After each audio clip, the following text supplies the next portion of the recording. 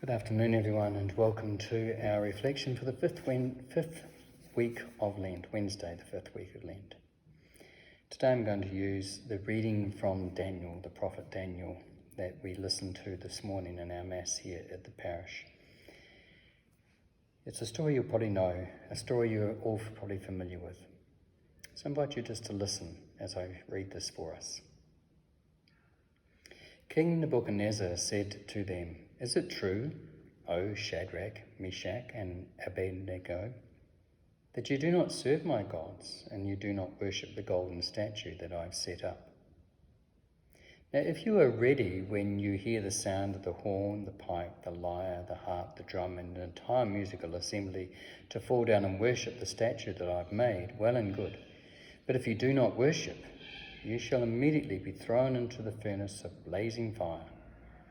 And who is the God that will deliver you out of my hands?" Shadrach, Meshach, and Abednego answered the king, "O Nebuchadnezzar, we have no need to present a defense to you in this matter. If our God whom we serve is able to deliver us from the furnace of blazing fire and out of your hand, O king, let him deliver us. But if not, be it known to you, O king, that we will not serve your gods and we will not worship the golden statue that you have set up." Then Nebuchadnezzar was so filled with rage against Shadrach, Meshach, and Abednego that his face was distorted. He ordered the furnace to be heated up 7 times more than was customary, and ordered some of the strongest guards in his army to bind Shadrach, Meshach, and Abednego, and to throw them into the furnace of blazing fire. Then King Nebuchadnezzar was astonished and rose up quickly. He said to his counselors, "Was it not 3 men that we threw bound into the fire?" They answered the king, "True, O king." And he replied, "But I see 4 men unbound, walking in the middle of the fire, and they are not hurt. And the 4th has the appearance of a god." Nebuchadnezzar then approached the door of the furnace of the blazing fire and said, "Shadrach, Meshach, and Abednego, come out from the fire." And the satraps, the prefects, the governors, and the king's counselors gathered together and saw that the fire had not had any power over the bodies of these men. The hair on their heads was not tinged or singed, their tunics were not harmed, and not even the smell of fire came from them. Nebuchadnezzar said, "Blessed be the Lord God of Shadrach, Meshach, and Abednego, who has sent his angel and delivered his servants who trusted in him. They disobeyed the king's command and yielded up their bodies rather than serve and worship any god except their own God. Therefore I make a decree.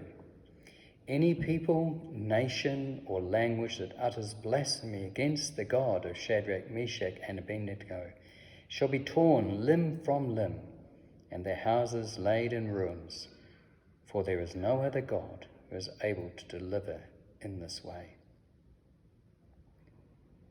The word of the Lord. Thanks be to God. So what do we know about this book of Daniel? We don't often hear a lot of the book of Daniel, but the book takes its name not from the author, who is actually unknown to anybody, but from its hero, who is allegedly one of the first Jews who was deported to Babylon, that exile, where he lived at least until 538 BC. However, the actual writing of this story was probably not until about the 2nd century BC, during a bitter persecution carried on by the emperor at that time, Antiochus. He ruled, and he had this persecution from about 167 to about 164 BC. And the book was written to strengthen and comfort the Jewish people in their ordeal. Now there were severe penalties, including death, were exacted against those who refused to adopt the Greek ways, including religious practices. The first 6 chapters, of which our story today came from, contains traditional stories which tell us of the trials and triumphs of the wise Daniel and his 3 companions. The moral is that people of faith can resist temptation and conquer adversity. The stories of the character of historical novels rather than factual records. And what is more important than the question of historicity and closer to the intention of the author is the fact that the persecuted Jews of the 2nd century BC, they could quickly see that application in their own story, their own struggle, their own plight. So what does it say for us today? How does it remind us to be faithful? That's what it's calling us to be, but it sounds simple to us sometimes. The priest gets up and says, I want you all to be faithful people of God. And we make it sound so simple sometimes, but is it really all that simple? For us in this current time, when we have to find some new ways of expressing our faith, there is surely a new challenge for us. So no longer do we have that physical connection with other people in our faith, in our church, and especially with the latest lockdown rules, as they say, of only having 2 people together at one time. And as I reflected upon this reading this morning, I reflected on that idea that this is a time now for us to build up our community of faith. And many of us are probably feeling a great sense of loss and concern. But if we're truly committed to our faith in God, then surely this current trial is just that. Maybe it's just a test of faith. Imagine what would have happened to the 3 men in the story if they lacked faith. We're not being sent into a burning furnace, and whilst there's danger in our society today because of the COVID-19 virus, we are called to be people who are strongly committed to our faith in a time when it is being challenged. I'm sure many of you have been asked that question. Why is this happening? Why is God letting this happen? Well, that's a reflection for another day. But for us today, when we look at this, all these things going on around us, are we really reflecting on our faith? Are we going to see this time of lockdown as a chance to sit back and relax, get some chores done around the house? Or are we really going to see this as an opportunity to build up our faith, especially in this time of Lent? Every time I reflect on it, it seems almost opportune that Lent, this time of this virus, is happening during our Lenten season. So what can we do? And I've got a couple of things I'm going to try and put together over the next few days for all of us, for Easter, particularly with Holy Week starting on Sunday. By Friday this week, I hope to have it uploaded on our website, and also for those who wish to have a hard copy, I'll have that available, and I'll explain later on on Friday how we'll do that.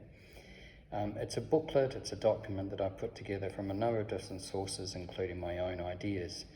A booklet of prayers for the whole week. So starting with the liturgy that you can pray together as a family on Palm Sunday, a little short prayer each day, Monday, Tuesday and Wednesday of next week, and then also the Easter Triduum, Thursday, Friday, Saturday and Sunday. Through this booklet, I hope that each day the families, you can get together and have some time in prayer to sit down and really reflect on what this message might be. I think in the past, when we've had all the liturgies set out for us by our liturgy teams or our priests, and that we sort of come along and without being offensive to anybody, we can sometimes be a bit of spectators. So this week is a real chance for us to think, what are the liturgies of Holy Week all about? So hopefully through this booklet I've produced, the prayers aren't extremely long, but they are, I believe, quite meaningful. And I invite you to look at them and think, how can you make them even your own, more creative? You maybe make a prayer focus in your home that you can reflect upon each time you pray together as a family. You know I'm a great fan of creating prayer focus, and I will actually create a prayer focus for each day from Palm Sunday through to Easter Sunday. And I'll try and get those up online each day, a day before, so you might want to create something similar, or at least something that connects with that prayer focus. So I invite you to get creative. Find some music on, dare I advertise, Spotify or something like that, Retaze chants, things that really just draw you as a family together. This is a time for us to really reflect on what is Easter. It's not a show, it's not a chance for us to sit back and enjoy great liturgies, which are part of it, but what is the meaning behind the liturgies? So on Friday's reflection, I'll give you more information how to get hold of those. Hopefully they'll be uploaded by Friday. But for those of you who don't have the computer, and some of you who know someone who doesn't have a computer, I'll be able to give you hard copies for that. Thanks for listening, and be strong, be faithful, and let's keep praying for one another. God bless.